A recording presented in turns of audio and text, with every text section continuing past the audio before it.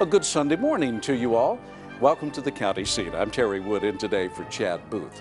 You know, with our beautiful landscapes in Utah, all the outdoor activity we have, and more people recreating in the outdoors than ever before, one name you hear a lot about in the news these days is search and rescue, unfortunately. Who is search and rescue, though? If you need help when you're out in the wilderness, who comes to rescue you?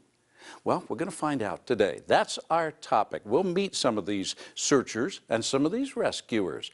But first, Derek Dowsett shows us what the change of seasons can mean for search and rescue and how they operate. You set out on a hike into the wilds of Utah. The sun is high, the terrain is breathtaking, and the experience is one to remember. But with one misstep, the entire situation can turn from tranquil to tragic.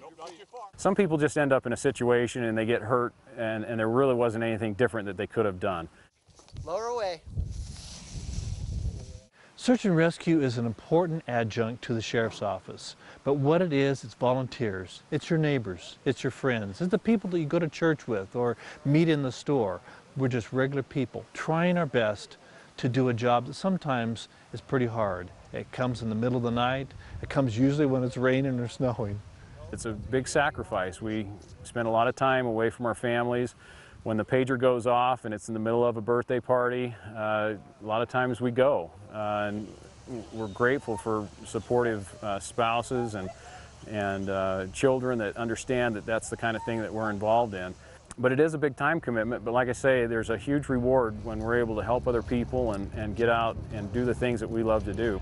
Today, rescue teams are in practice mode, honing skills and focusing on three major skill sets: canine search, man tracking, and using an emergency location transmitter to find downed aircraft. There are a number of disciplines where team members must prove proficiency in order to prepare for real-world rescue operations. We have a mandatory training of once a month in the classroom, once a month in the field. That's for the regular members. People who are just trying to come onto the team have an additional one night a month that they have to practice and learn the new skills that they've not had before. They're perishable skills, so they have to be constantly practiced and worked on. We train in swift water, do our mountain rescue with our ropes and our raising systems, lowering systems. We of course have a lot of medical training that has to be learned. So there's a lot of different aspects to search and rescue. But the real thing it takes is more volunteers. If you feel like you've got the right stuff, volunteer for the search and rescue in your county. For the county seat, I'm Derek Dowsett. Thank you, Derek. So to answer the question even further, who is search and rescue? You're going to meet a few of these people today, volunteers and professionals, and I think some will surprise you. We'll be right back. Carbon County is typically known for its industry and coal production.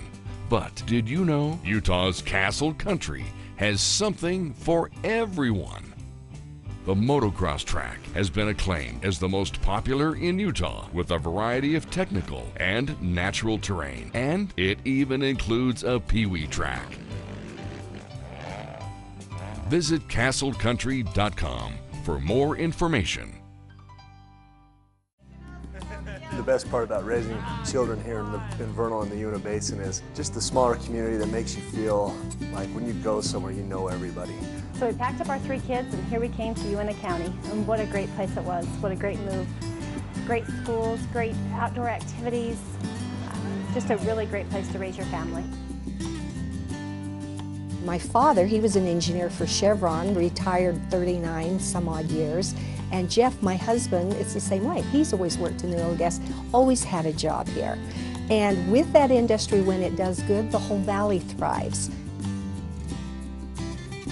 Uinta Basin's been fantastic in supporting what we've tried to do both as a business and also in the development of mountain bike trails and the sport of mountain biking. I'm able to run up to a beautiful place like this and spend some good quality time. It's one of the big reasons why I live where I live. And that makes it just a wonderful place to have little ones like this. Kanab, base camp for your southern Utah adventures.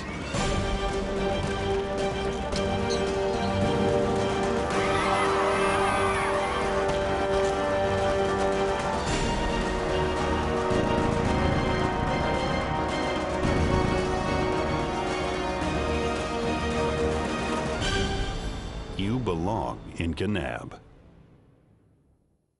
Well, welcome back, everyone. Our topic today is search and rescue. And as you could see in the story there by Derek Dowsett, it's quite interesting, and you hope you never have to be on the other end of search and rescue.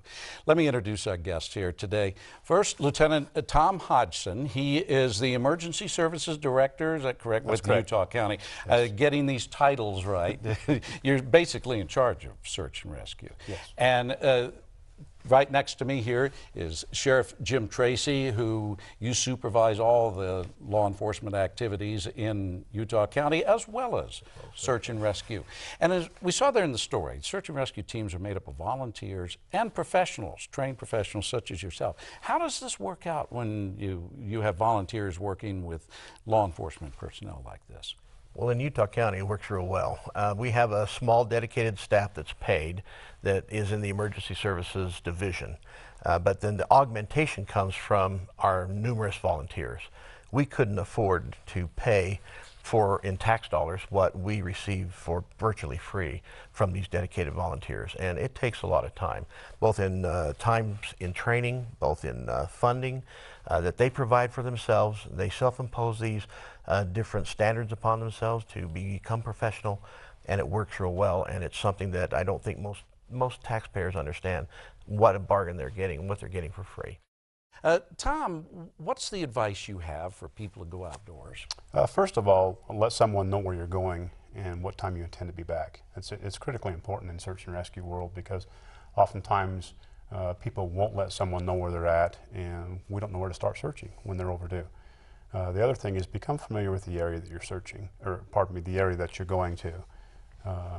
Know that area. If you have a topographical map, maybe study the map a little bit, but take provisions to be prepared for any kind of weather as well. You know, adverse conditions in Utah can come in at any time, and you need to be prepared for those. Do you advise people not to go alone? Absolutely. We don't advocate people going alone at all. First of all, if you do get in trouble, there's no one to help you.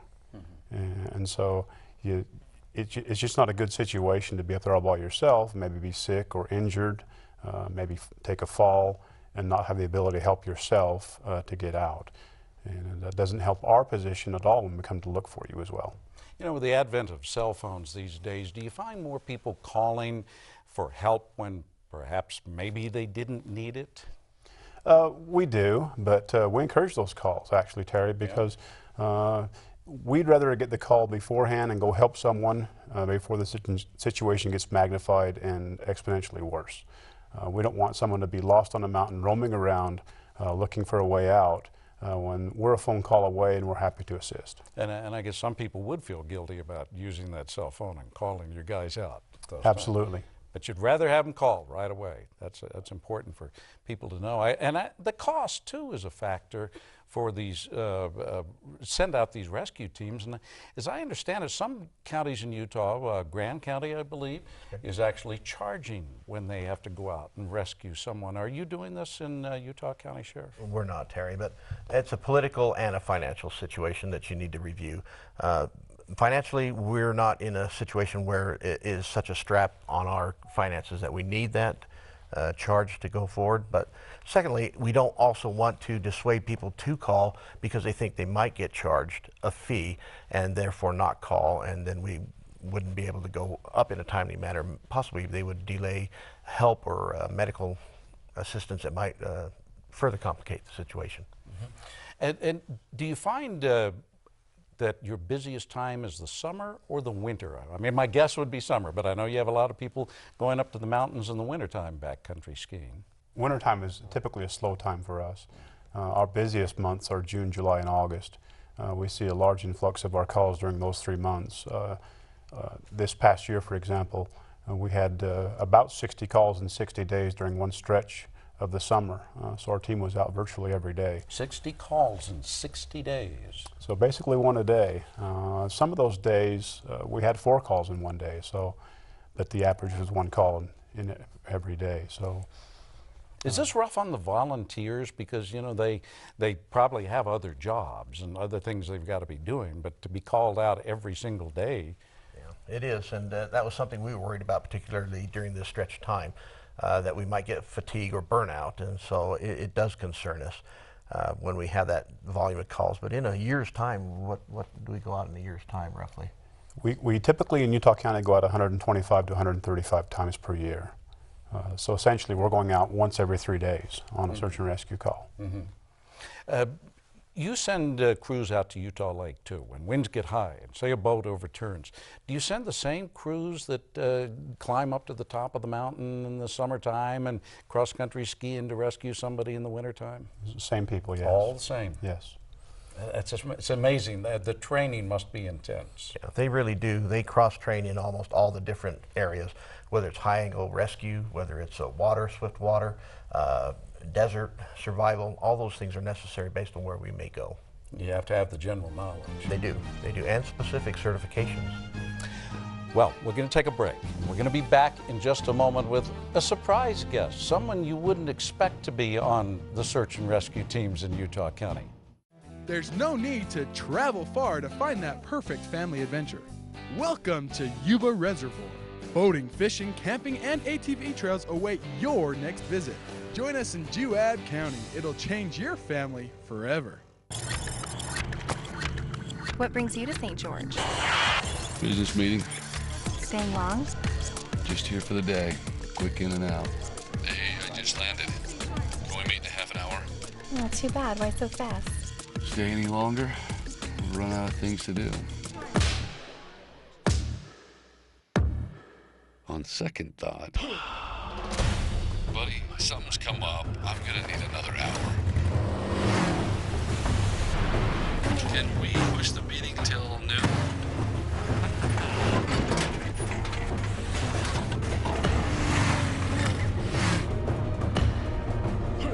I am definitely gonna need to reschedule. Holy. Sit back, relax, and enjoy your 45-minute flight to Salt Lake. How'd that meeting go? I should have booked a weekend. Carbon County is typically known for its industry and coal production, but that's not all. Utah's Castle Country has something for everyone. Carbon Country Club Golf Course, with 18 great holes of perfectly manicured fairways and pristine greens, is second to none. And with 4 sets of tees, the whole family can enjoy our golf course. Plus, if you hit it bad enough, you might even find some Indian pictographs hidden in the cliffs above the 18th hole. Visit castlecountry.com for more info. There's no need to travel far to find that perfect family adventure. Welcome to Utah's Nebo Loop Scenic Byway. 38 miles of winding highway through the southern end of the Wasatch Mountains.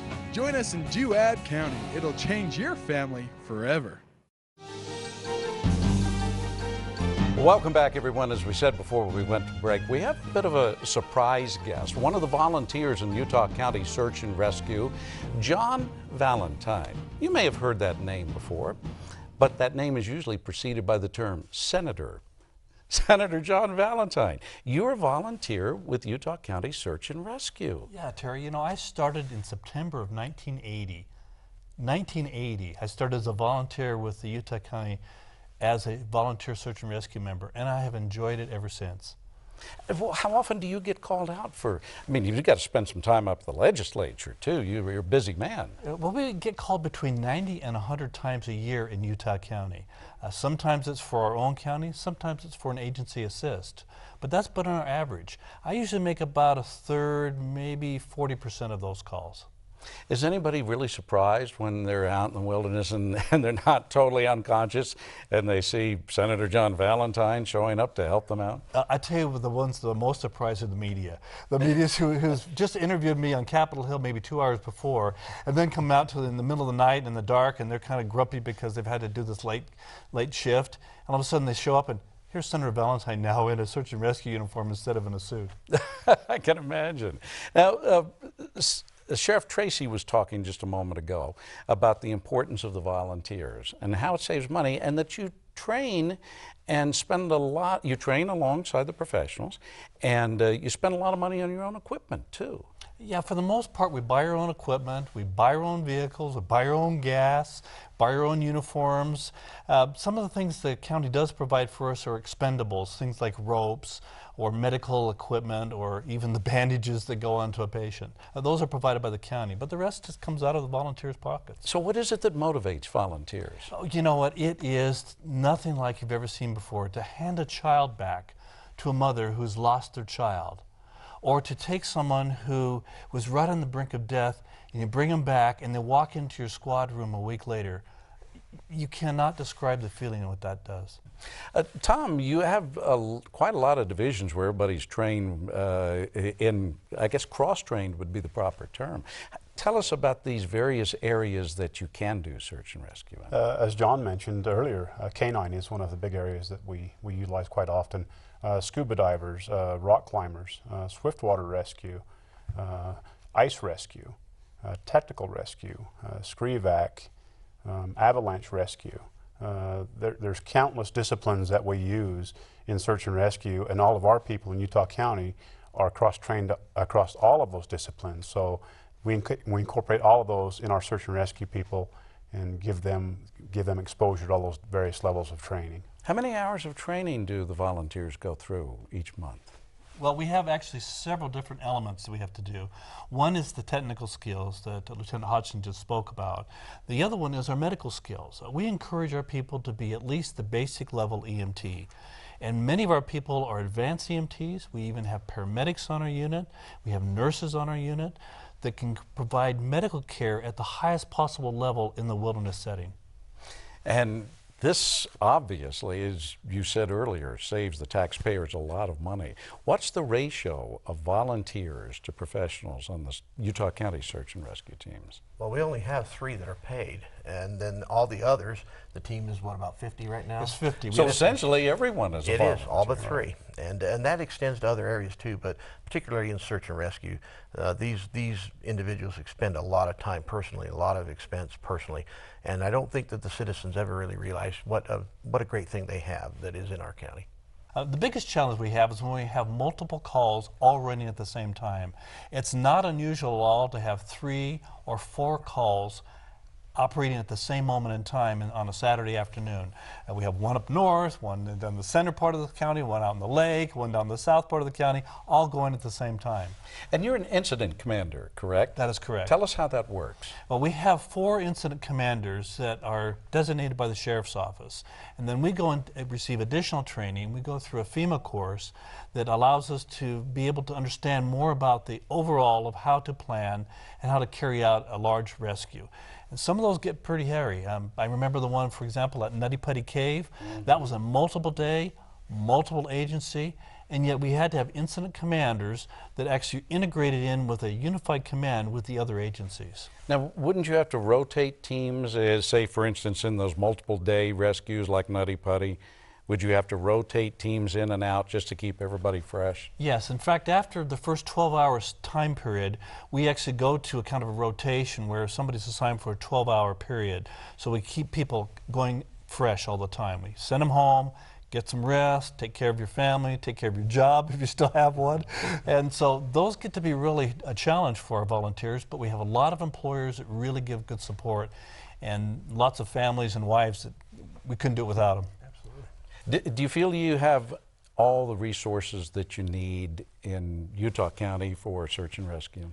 I don't know that that would ever be the case. We could always use something more, but we have a lot of resources, and by and large part of that has come through Senator Valentine's efforts on how to fund this out of some of the different mechanisms like the off-road vehicle tax. When you register a vehicle, part of that goes to search and rescue. So the volunteers pay for a lot of their own equipment, and this equipment's got to be expensive too. Does it last through these multi-day rescues? No, it really doesn't. In fact, let me just give you a classic example.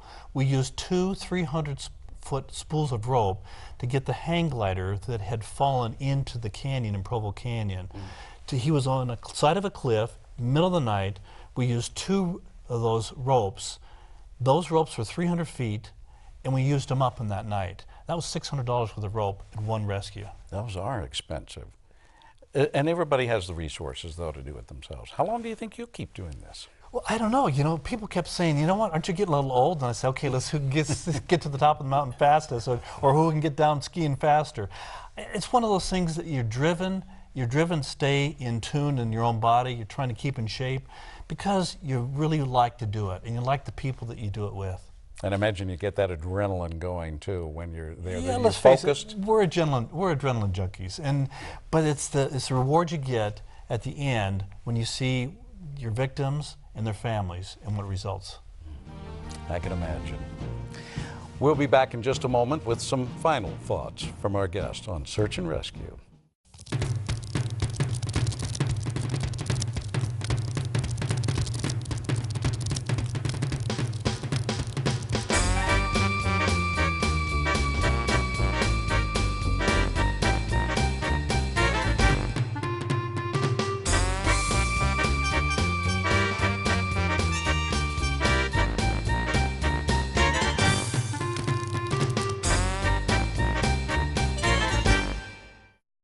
Almost 45% of the oil produced in Utah, 7.8 million barrels, comes from Duchesne County. That oil feeds our state economy, provides job growth, and supports local business. Here in Duchesne County, we're working to make Utah an economic, cultural, and technological leader. Whether you're here for business or pleasure, Duchesne County will welcome you with open arms and invite you to explore all the beauty of the Uinta Mountains. Duchesne County, close enough for business, far enough to get away. You go through the day-to-day repeating what you did yesterday. Don't you wish you could access that piece of your life that's missing? Find the beauty, serenity, family fun, or anything else that's missing from your life in the Cedar City, Bryan Head area. Gain access to your adventure, whether it's camping, hiking, the arts, festivals, or just a getaway. Visit ScenicSouthernUtah.com for details on all the adventures that you can access in scenic Southern Utah. If you're looking for the center of the universe, well, good luck. Now, if you're looking for the center of the off-road universe, look no further than Paiute County. Hundreds of miles of trails turn your day of riding into a week, maybe even a month. Heck, a lifetime wouldn't be enough. Take off right from downtown Marysville or Circleville and experience fall colors that rival the most famous destinations in the world. There will never be a better time to ride the Paiute Trail than right now. Explore Paiute County and discover the magic and beauty of the land where the rainbow ends. Welcome back, everybody. We're talking about search and rescue, specifically Utah County today on the county seat. As we spoke during the break, there is a tax-exempt organization for the volunteers. Isn't that correct? That's correct. The way search and rescue is structured in Utah County, it doesn't have to be this way in every county, but in our county specifically, we have the Sheriff's Office that oversees an independent group that is the Utah County Search and Rescue. And they are a 501c3 volunteer program, and they have their own structure with a president. And I think Senator Valentine could tell us a little bit more about that and how it's structured. Yeah, explain that if you will. What we did when we organized ourselves is we said, you know what, the sheriff's in charge. By statute and by constitution of this state, the sheriff's in charge of search and rescue. But we decided to go ahead and put together a 501c3 organization, a nonprofit charity, to perform the services that we're being asked to do. The advantage of that is that contributions to the Utah County Search and Rescue is tax deductible. And so we actively go out and try to seek contributions from businesses and from individuals who would like to support search and rescue. Fundraising. Yeah, we do and fundraising. Tax exempt. And what that does is we use that to buy equipment that we could otherwise not afford to buy. For example, right now we're in the process of trying to buy new winter jackets so that the team looks the same. And those have to be quality jackets because, boy, we put them through the ringer. And that's expensive. They're expensive. They're in about $300 a jacket. When we have 50 members, times $300, you get the picture. And so we go out and fundraise to try to get those kind of big ticket items. And those things are important because it really brings a esprit de corps to the team, but the contributions are tax deductible. Speaking of contributions, if someone actually wanted to become a member of the search and rescue team, how would they go about it? What would they do? They can contact their local sheriff's office in whatever jurisdiction they live, whatever particular county they live in. In Utah County, we have a website dedicated to Utah County Sheriff Search and Rescue. There's a link to it on the Utah County Sheriff website, but there's also a link, it's ucssar.org. UCSSAR.org. Correct. Utah County Sheriff Search-and-Rescue.org. They can go to that website. There's information about our team, about the makeup of our team, what we look forward to in a search and rescue member, our requirements perhaps, the team gear they're going to need, and an application. Requirements, I would imagine you got to be in pretty good shape. What are some of those? That's one of those requirements. You know, commitment and desire is a big one for us, honestly, Terry, because I can teach you how to be an EMT and I can teach you how to climb rocks, but I can't teach your commitment and desire to be a search and rescue member. That's got to come from you. And so that's one thing that we're big on is if you're committed to doing this and desirous of doing it, we're apt to give you a chance. And it all comes from the top. Your direction, your leadership toward the search and rescue team, what is your philosophy there that you try to impart on these team members? Again, I don't have to do a lot because they are self-motivated, but it does work into what we, department-wise as the Sheriff's Office, look at. We want professional, competent service to the public at a reasonable price.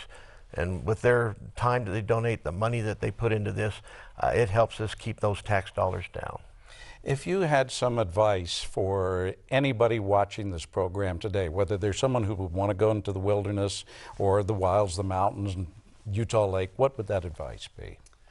Make certain that you tell somebody where you're going to go, what time you're expected back. Look ahead as to what type of weather and conditions you're going to be in. Prepare for them. If it's the weather like it is now in the fall, it can change rapidly. If it's in the middle of the winter, we could have avalanche danger. So be prepared for the types of things that you're going to be going into.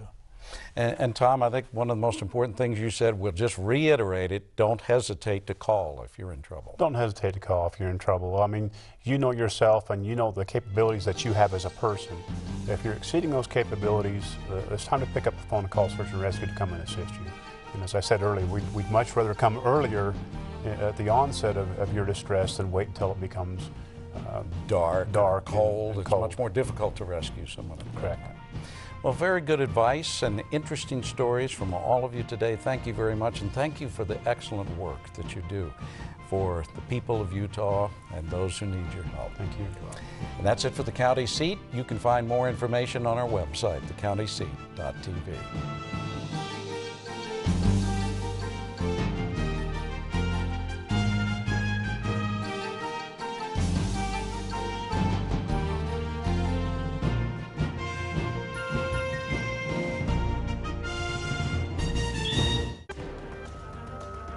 Kanab, base camp for your southern Utah adventures.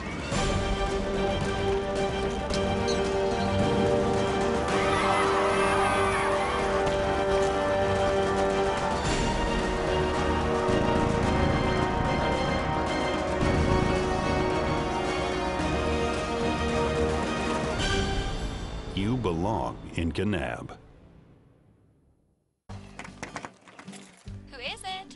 It's me, honey. Did you let me in? Well, not unless you got your whooping cough booster shot to protect our baby. I forgot. Your dinner's on the porch. Find out where you can get vaccinated at stopwhoopingcough.org.